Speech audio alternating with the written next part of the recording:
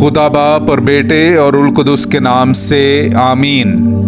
मेरे अजीज़ो, आइए हम खुदावंद अपने खुदा का शुक्र करें जिसने आज का ये खूबसूरत दिन हमारी ज़िंदगी में बढ़ा दिया। तो आइए अजीज़ो, हम आज के दिन का आगाज़ बाइबल मुक़द्दस में से पाकमा कलीसिया की चुनी हुई तलावतों से करते हैं। छोड़ी हुई औरत की मानद खुदावंद तुझे वापस बुलाता है। हमारे लिए आज की पहली तलावत इशाया नबी का सहीफ़ा उसका 54वां बाब पहली आयत से लेकर 10वीं आयत तक। ऐ बांझ जिसके यहाँ बच्चे नहीं होते, खुशी से ललकार, और ऐ तू जिसे दर्दे ज़ैर ना लगे, खुशिल हानि के लिए अपनी आवाज़ बुलंद कर, क्योंकि खुदावंद फरमाता है छोड़ी हुई की औलाद शौहर वाली की औलाद से ज़्यादा होगी। अपने खैमे के मकाम को वसी कर और अपने मस्किनों के पर्दों को फैला। किफ़ायत शुआरी ना कर, अपने रस्सों को लंबा बना और अपनी मेखों को मजबूत कर, इसलिए कि तू दाहिनी तरफ को और बाईं तरफ को फैलेगी और तेरी नस्ल कौमों की वारिस होगी और वीरान शहरों को आबाद करेगी।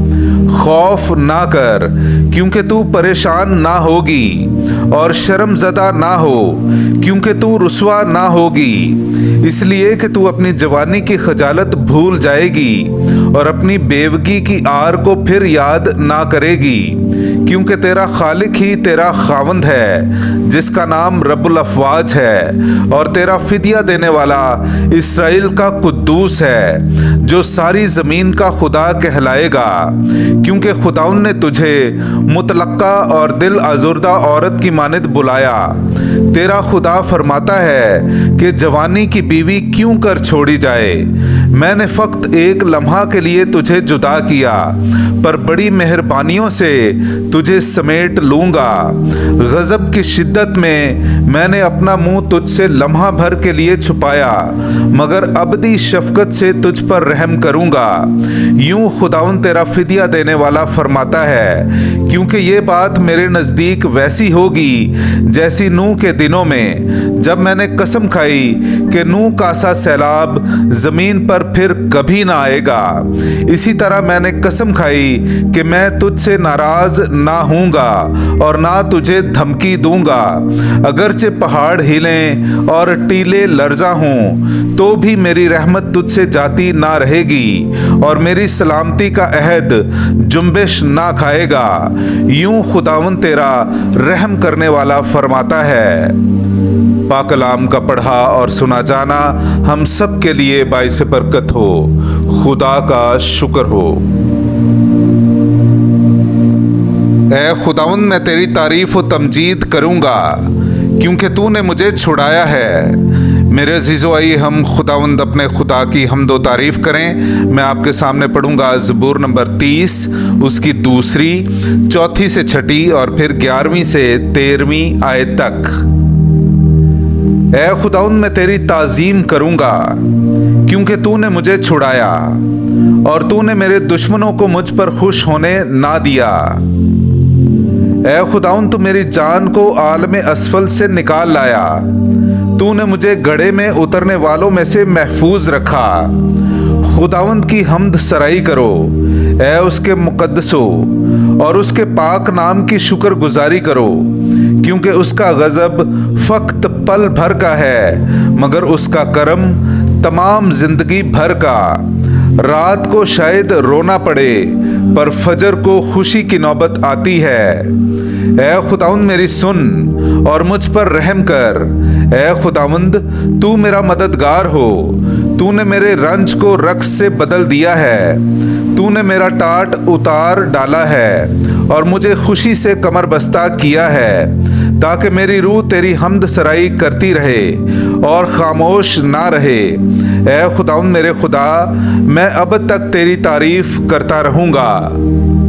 पाक कलाम का पढ़ा और सुना जाना हम सब के लिए बाइस बरकत हो। खुदा का शुक्र हो।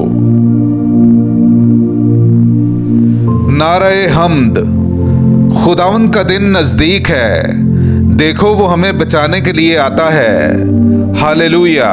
मेरे अजीज़ो, आइए हम आज का इंजीली इक़्तिबास सुनते हैं। इंजील मुक़द्दस बामुताबिक मुक़द्दस लूका उसका 7वां बाब 24वीं आयत से लेकर 30वीं आयत तक। जब यूहन्ना के कासिद चले गए तब वो यूहन्ना की बाबत हुजूम से कहने लगा कि तुम जंगल में क्या देखने गए थे?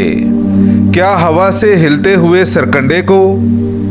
तो फिर क्या देखने गए थे? क्या महीन कपड़े पहने हुए मर्द को?